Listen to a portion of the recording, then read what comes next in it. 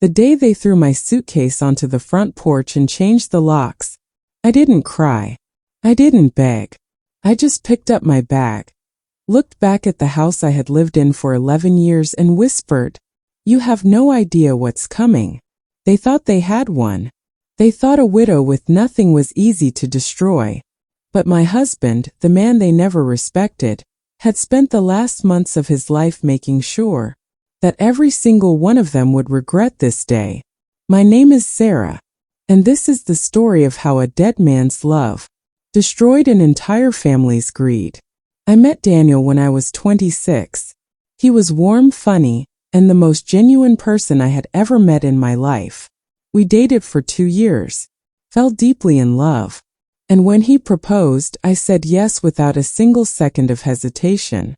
But from the very beginning, his family made it clear I was not welcome.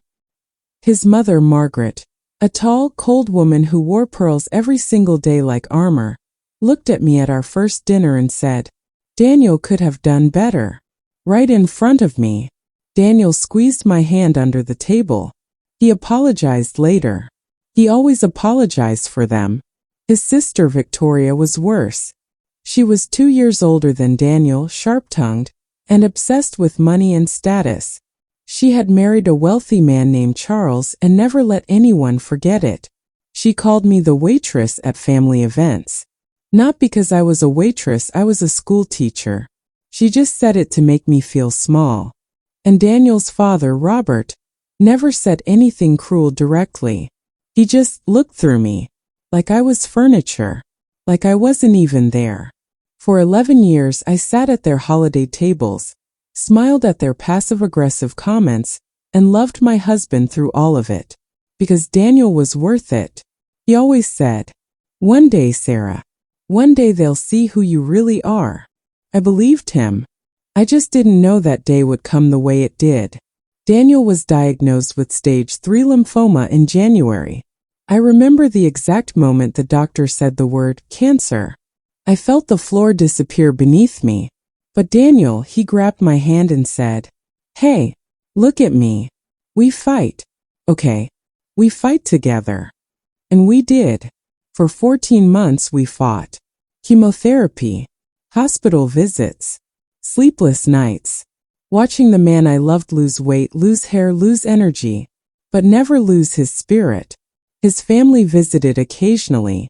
Margaret would come, sit for 20 minutes, and spend most of it talking about the house, about family assets, about what would need to be handled. I noticed it. Daniel noticed it too. He never said anything to them directly, but I saw him start making phone calls when he thought I was asleep. Calls to someone named Mr. Peterson. I didn't ask. He was fighting cancer. I didn't want to add stress. I trusted him. In October, Daniel's condition worsened rapidly. He was moved to home hospice care. His family came more frequently then. Not to comfort him, to go through drawers. I caught Victoria in our home office one afternoon going through file folders. I said, "What are you doing?" She looked at me like I was the intruder in my own home and said, "Just organizing. Someone has to." I told Daniel that night. He held my hand and said something I didn't fully understand at the time. He said, "Sarah, no matter what happens in the next few weeks, do not panic. Promise me, whatever they do or say, do not panic." Promised. 3 weeks later, Daniel was gone. He died on a Tuesday morning. Quietly, peacefully, his hand in mine. I sat with him for a long time before I called anyone. I wanted those last private minutes. But within 2 hours of making the calls, the house was full of his family, and something shifted immediately. Margaret walked in and started directing people like she was running an event.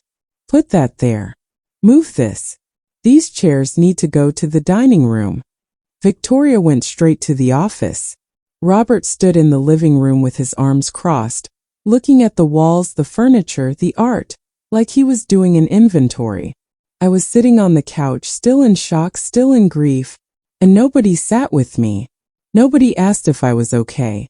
At the funeral, which they planned almost entirely without asking me, Victoria gave the eulogy. She talked about Daniel like he was her possession, like their childhood together was the whole of his life. She mentioned me once. Daniel is also survived by his wife Sarah. That was it. I sat in the front row and stared at my hands. 3 days after the funeral, Margaret came to the house with Victoria and Robert. They sat down across from me at the dining table like they were conducting a business meeting. Margaret folded her hands and said, "Sarah, we need to talk about the house." I said, "Okay." She said, "This house has been in the Harrison family for decades. It belonged to Daniel's grandparents. It is a family property and it will remain a family property. We expect you to be out within 30 days. I stared at her. I said, "This is my home. Daniel and I lived here together for 11 years. Victoria cut in. "You were never on the deed, Sarah. We checked." She said those words with so much satisfaction. We checked. Like she had been waiting years to say them. Robert finally spoke. He said, "We're not trying to be cruel. We'll give you 30 days. That's generous. Generous." I thought about Daniel's words. Do not panic. So I didn't. I looked at all three of them and said, "I'll need a few days to make some calls." Margaret nodded like she had already won, and maybe she thought she had. But I remembered a name. Mr. Peterson. That night I went through Daniel's phone. His passcode was our anniversary date. I found Mr. Peterson. Full name: Gerald Peterson, estate attorney. I called the next morning. He picked up on the second ring and said, "Mrs. Harrison, I've been expecting your call. I'm so sorry for your loss. Daniel spoke about you constantly." I started crying before I could even say thank you. Mr. Peterson asked me to come to his office the next day. I drove there alone. He had a thick folder on his desk. He slid it across to me and said, "Daniel began working with me approximately 8 months ago. He was very thorough, very deliberate. He wanted to make sure everything was protected." I opened the folder, and I sat there in silence for a very long time. Daniel had updated his will completely 8 months ago, right around the time he started making those late-night phone calls. The house, which his family was so certain belonged to them, had been legally transferred into a living trust. A trust with one beneficiary, me. Daniel had also, very quietly, purchased the outstanding shares of a small family business his father ran, using money from an inheritance his grandmother had left him personally years ago. Robert had always told everyone that business was fully family-owned. It wasn't anymore. Daniel now owned 34% of it, and he had left that 34% to me as well. Mr. Peterson looked at me and said, "Your husband was a very intelligent man, Mrs. Harrison, and a very loving one. He told me, and I'm quoting directly, 'My wife sacrificed 11 years standing next to a family that never valued her. Make sure that when I'm gone, they cannot take a single thing from her.'" I put my face in my hands and sobbed, not from sadness, from the overwhelming feeling of being loved that completely, even from beyond. Mr. Peterson gave me a box of tissues and said, "Shall we talk about next steps?" I wiped my eyes, and I smiled for the first time in weeks. "Yes," I said. "Let's talk about next steps." Mr. Peterson sent formal letters to the Harrison family.